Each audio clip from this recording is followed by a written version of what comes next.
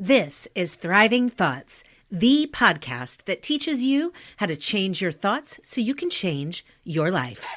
I'm Dr. Sherri, clinical psychologist turned thoughtologist and truth teller. Welcome to Season 7, where you'll learn to be gentle and deliberate with your words so that together we learn what it really means for women to encourage, uplift, and empower one another.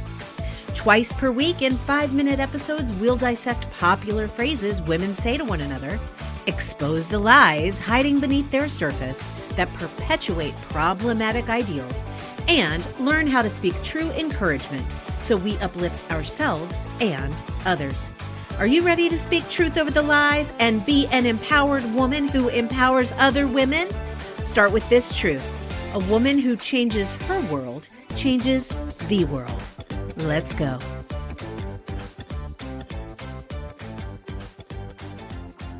Elaine S. Dalton said, "If you desire to make a difference in the world, you must be different from the world." Unfortunately, society herds us into a path of conformity. We're told to just be ourselves. So when our parents give us a day to pick whatever we want to wear to school, we beam with delight in floral tights, a graphic tee, and our most sparkly Mary Janes. Everyone laughs and praises your unique, bold choices, and then one day, the laughter stops. It's time to be more like the rest, to blend in, to be well-rounded. After all, you've got a future, so you'd better start building that resume now with all the things you're supposed to be. With so much pressure coming from so many angles and without the understanding that we may just be shuttled into a trajectory of normalcy rather than the one designed for us, we cave to it. And rather than living as the person we know ourselves to be, that little girl, who didn't even consider the judgment of others as a thing, starts to disappear. Not because she ceases to exist, no, but because we cover her up with the shoulds we adopt as truth. In the spirit of your responsibility to develop and live out a thriving thought world, this episode is not about changing society, it's about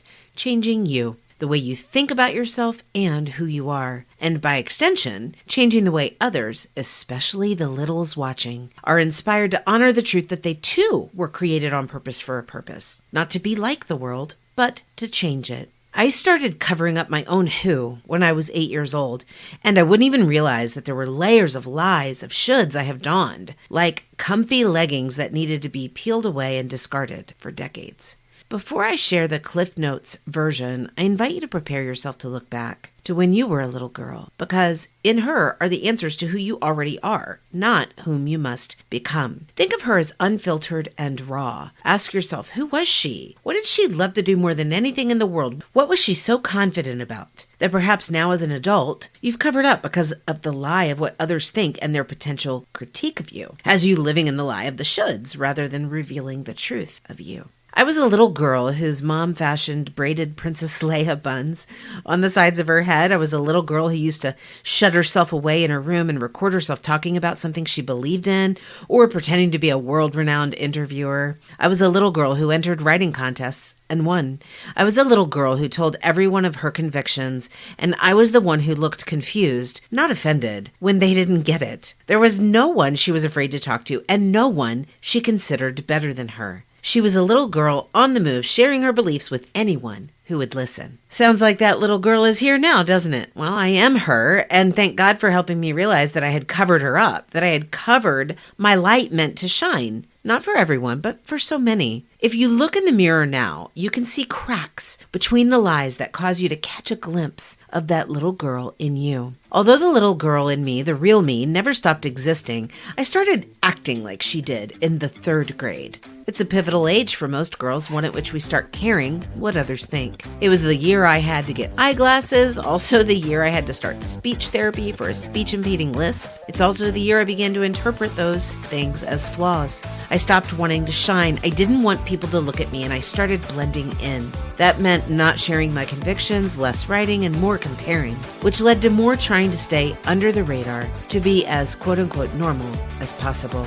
Until part 2 of this episode on Wednesday, set a timer for 15 minutes and journal about her, the little you. What would she say to you now if she were here? What lies would she say you need to peel away so she can shine? Together, we will continue to speak truth over lies and reveal who we were created to be, not who we think we should be, so we can thrive.